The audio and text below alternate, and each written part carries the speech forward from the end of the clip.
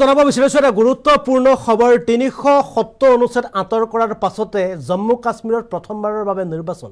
আৰু এই নিৰ্বাচন ঘোষণা কৰাৰ পাছতে এবাৰ বিজেপি আৰু এনডিএক ৰুধিবৰ কাৰণে ৰাহুল গান্ধীয়ে লৈছে এবাৰ বৃহৎ অস্ত্ৰ এবাৰ ৰাহুল গান্ধীৰ এই বৃহৎ অস্ত্ৰত কি আছে আপোনালোকক জনাবলৈ চেষ্টা কৰিছো সবিশেষ তথ্য বিজেপিক ৰুধিবলৈ কংগ্ৰেছৰ নতুন অস্ত্ৰ কংগ্ৰেছে ঘোষণা কৰিছে ইটোৰ পাছত হিতু বৃহৎ আঁচনি কংগ্ৰেছ তথা ইন্ডি এলায়েন্সৰ বৃহৎ ঘোষণা নিবনুৱা যুৱক যুৱতীক প্ৰতিমাহে প্ৰদান কৰা হ'ব ৩৫০০ টকা হাজাৰ হাজাৰ মহিলালৈ প্ৰতিমাহে ৩০০০ টকা ভাত্তা আত্মসহায়ক গোটৰ অন্তৰ্গত মহিলাক প্ৰদান কৰা হ'ব ৫ লাখ পৰ্যন্ত ঋণ প্ৰতিমাহে প্ৰতিটো মহকুমাত নিৰ্মাণ কৰা হ'ব একোখনকৈ ভ্ৰাম্যমান চিকিৎসা কেন্দ্ৰ প্ৰতিখন জিলাত নিৰ্মাণ কৰা হ'ব সুপাৰ স্পেশালিটি চিকিৎসালয় ৰাজস্থানৰ দৰে প্ৰদান কৰা হ'ব ২৫ লাখ টকাকৈ জীৱন বীমা প্ৰতিগৰাকী ব্যক্তিক প্ৰদান কৰা হ'ব জীৱন বীমা প্ৰতিটো পৰিয়ালক প্ৰদান কৰা হ'ব 11 কেজিকৈ চাউল প্ৰতিমাহে আৰু জম্মু কাশ্মীৰত ইন্ডি এলায়েন্সৰ হৈ ৰাহুল গান্ধীৰ এয়া নিৰ্বাচনী ইস্তাহাৰ আৰু এই মুহূৰ্তত জনাব বিচাৰিছো এই বিশেষ খবৰটো কিয়নো জম্মু কাশ্মীৰত হ'বলৈ গৈ আছে ৩৭০ অনুচ্ছেদ বাতিল কৰাৰ পাছতে জম্মু কাশ্মীৰত অনুষ্ঠিত হ'বলৈ গৈ আছে সাধাৰণ নিৰ্বাচন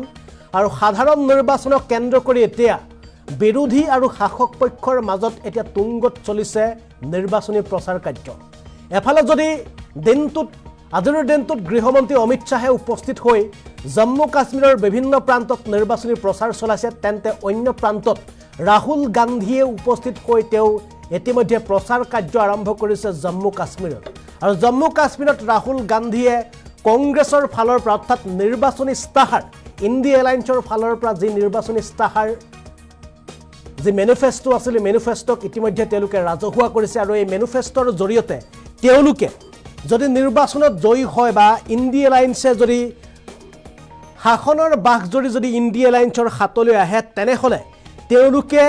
জম্মু কাশ্মীৰত কি ব্যৱস্থা তেওঁলোকে শাসনলৈ আহিলে কি ব্যৱস্থা তেওঁলোকে হাতত ল'ব সেই সম্পৰ্কে ইতিমধ্যে ৰাজহুৱাকৈ ৰাহুল গান্ধীৰ ফালৰ পৰা জনোৱা হৈছে আমি পুনৰ জনাইছো যে ৰাহুল গান্ধীয়ে প্ৰতিমাহে নিবনুৱা যুৱক যুৱতীক প্ৰদান কৰিব ৩৫০০ টকা হাজাৰ হাজাৰ মহিলালৈ প্ৰতিমাহে প্ৰদান কৰিব ৩০০০ টকা ভাত্তা আত্মসহায়ক গোটৰ অন্তৰ্গত মহিলাসকলক প্ৰদান কৰা হ'ব ৫ লাখ টকা পৰ্যন্ত ঋণ প্ৰতিটো মহকুমাত নিৰ্মাণ কৰা হ'ব একোটাকৈ ভ্ৰাম্যমান চিকিৎসা কেন্দ্ৰ প্ৰতিখন জিলাত নিৰ্মাণ হ'ব সুপাৰ স্পেশালিটি চিকিৎসালয় ৰাজস্থানৰ দৰে প্ৰদান কৰা হ'ব প্ৰতিগৰাকী ব্যক্তিৰ ক্ষেত্ৰত ৫ লাখ টকাকৈ জীৱন বীমা প্ৰতিটো পৰিয়ালক 11 কেজিকৈ চাউল প্ৰদান কৰাৰ প্ৰতিশ্ৰুতি প্ৰদান কৰিছে আৰু জম্মু কাশ্মীৰত আজিৰ দিনটোত ৰাহুল গান্ধীয়ে এনেদৰে উপস্থিত হৈ ইন্ডি এলায়েন্সৰ ফালৰ পৰা নিৰ্বাচনী ইস্তাহাৰৰ কথা তেওঁ ৰাজহুৱাকৈ সদৰি কৰে আমি পুনে এবাৰ ৰাহুল গান্ধীৰ সেই বিশেষ মন্তব্যটো আপোনালোকক দেখুৱাবলৈ চেষ্টা কৰিছো कहा है कि जल्दी से जल्दी आपको स्टेटहुड वापस मिले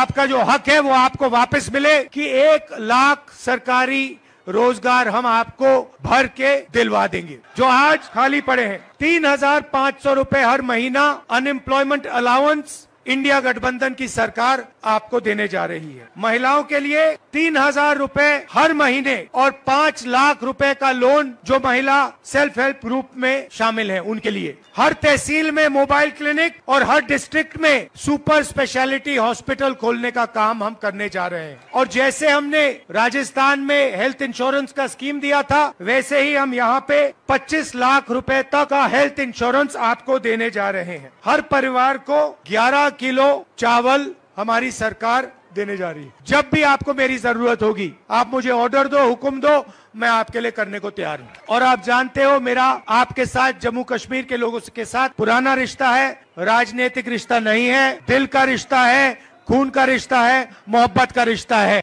हमारे मैनिफेस्टो में हमने कहा है कि जल्दी से जल्दी आपको स्टेटहुड वापस मिले